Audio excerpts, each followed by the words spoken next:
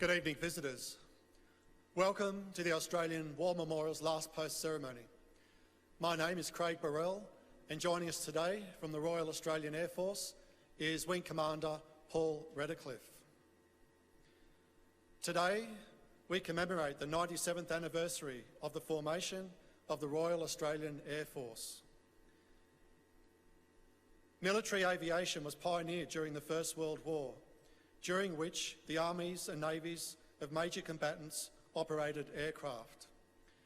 By the late stages of the war, however, aerial fighting was recognised as a distinct form of warfare, rather than an adjunct to land or sea operations. 100 years ago, in 1918, Great Britain combined the Royal Naval Air Service and the Royal Flying Corps to form the Royal Air Force. The 4 squadrons of the Australian Flying Corps remain part of the Australian Imperial Force, and on the 31st of March 1921, the Royal Australian Air Force was formed, the second oldest air force in the world.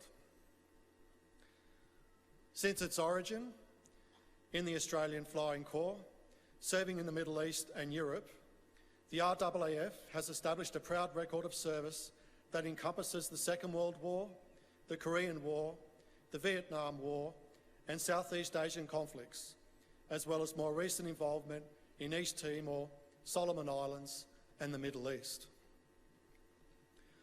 Thousands of Australians have served in the RAAF, operating in conjunction with other air forces across the globe, and, inevitably, some have fallen. Today, we pay our respects to the men and women who have commemorated here on the Roll of Honour, and to the survivors who returned home. We warmly welcome the family of Flight Lieutenant William Ellis Newton VC, whose story will be told shortly. We are honoured to acknowledge His Excellency Mr. Abel Gutierrez, Ambassador of Timor-Leste to Australia. We welcome the veterans who have served, those that are still serving, and the families that support them. We acknowledge the members of RSL and Services Clubs Association, RSL Victoria, and RSL Queensland, who are watching the broadcast of this ceremony around Australia. During the ceremony, wreaths will be laid at the base of the Pool of Reflection by family and visitors to the memorial. Please stand and join in singing the National Anthem.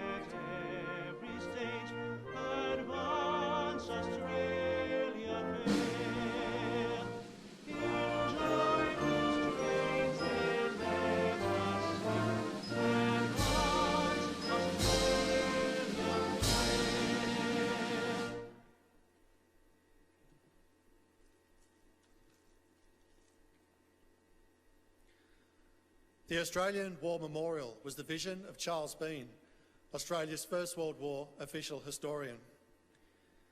Bean landed with the Australian troops on Gallipoli and stayed with them at the front through to the end of the war.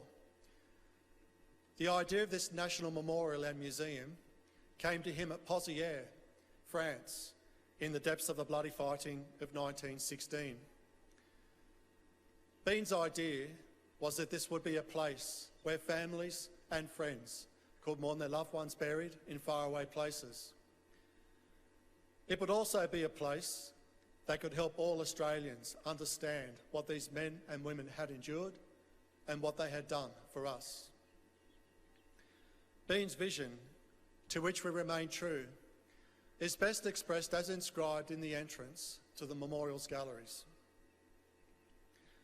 Here is their spirit in the heart of the land they loved, and here we guard the record which they themselves made. Tonight, we will read the story behind just one of those on the Roll of Honour, which lists the names of more than 102,000 Australian men and women who have given their lives for us in war and operations for more than a century. But first, we present a lament, Flowers of the Forest. Wreaths or floral tributes will now be laid at the base of the pool of reflection.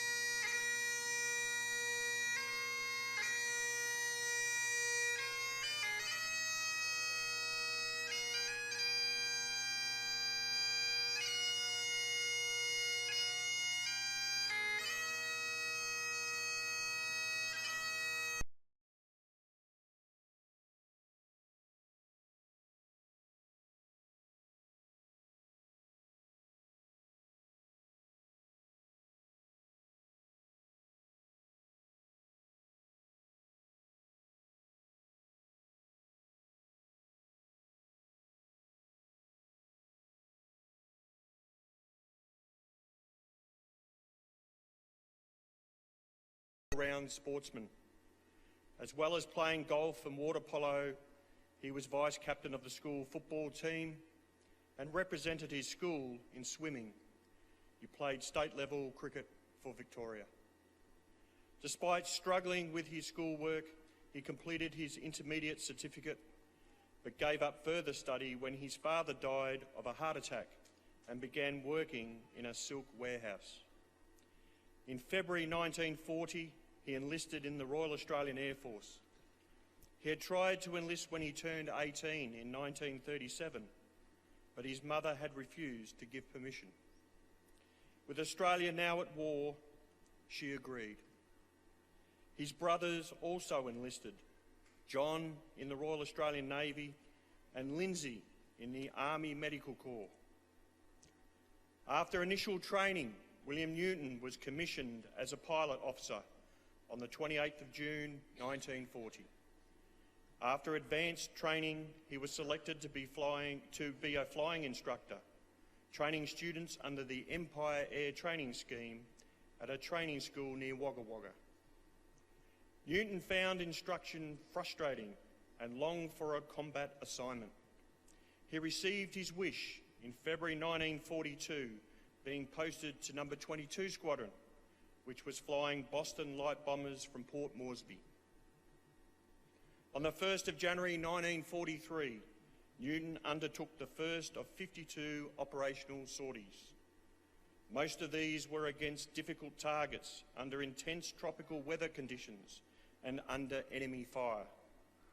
He was known as a well-balanced, all-round and highly trained and developed officer who had a cheerful, natural and infectious personality which influenced his fellow officers and men with whom he came into contact.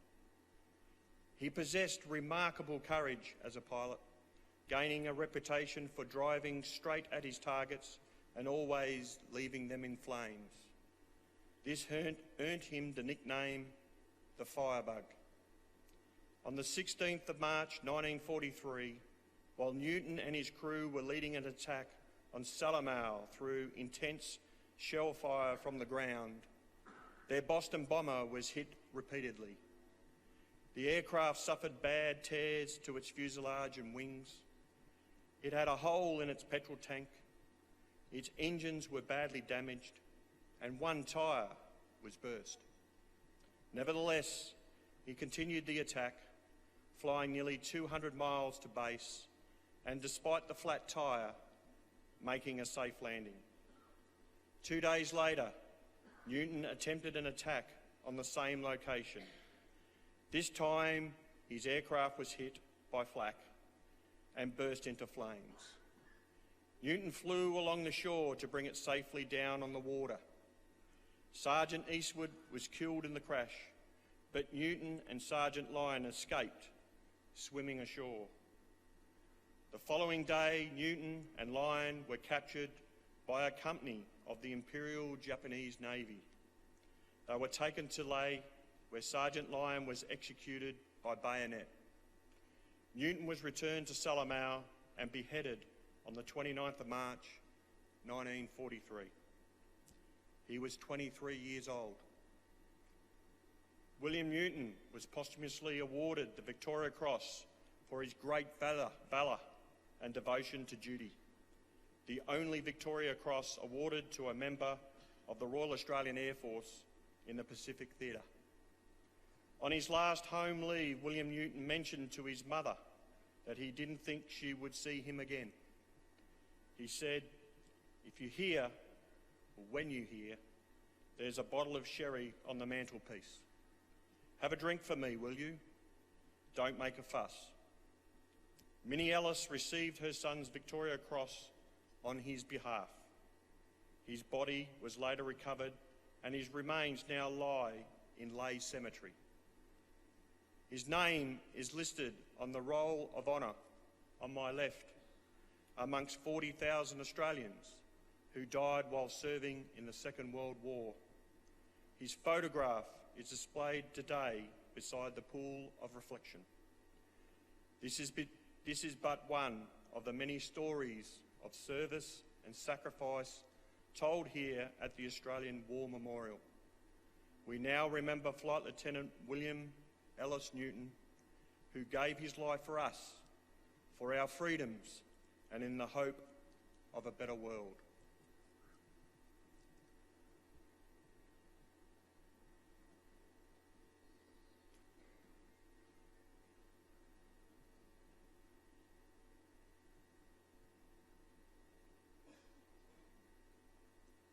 They shall grow not old, as we that are left grow old.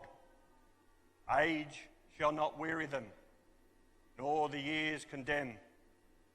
At the going down of the sun, and in the morning, we will remember them.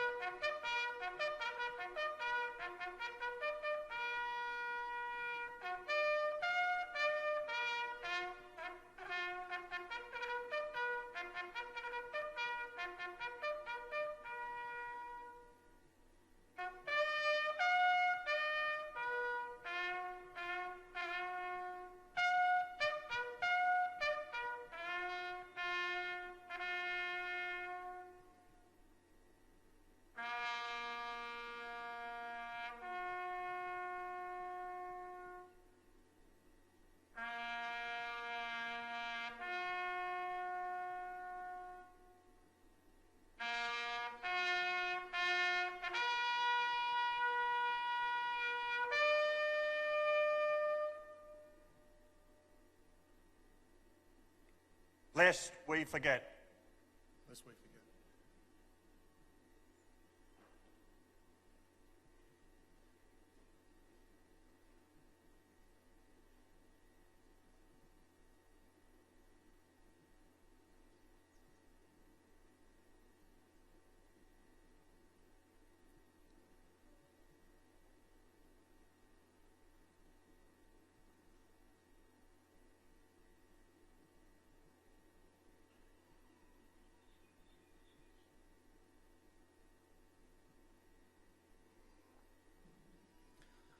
We leave you this evening with the words of the memorial's founder, Charles Bean.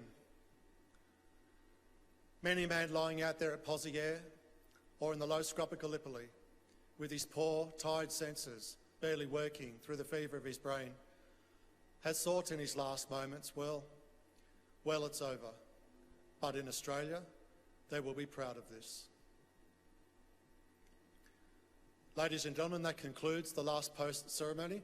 Thank you for visiting the Australian War Memorial and good evening.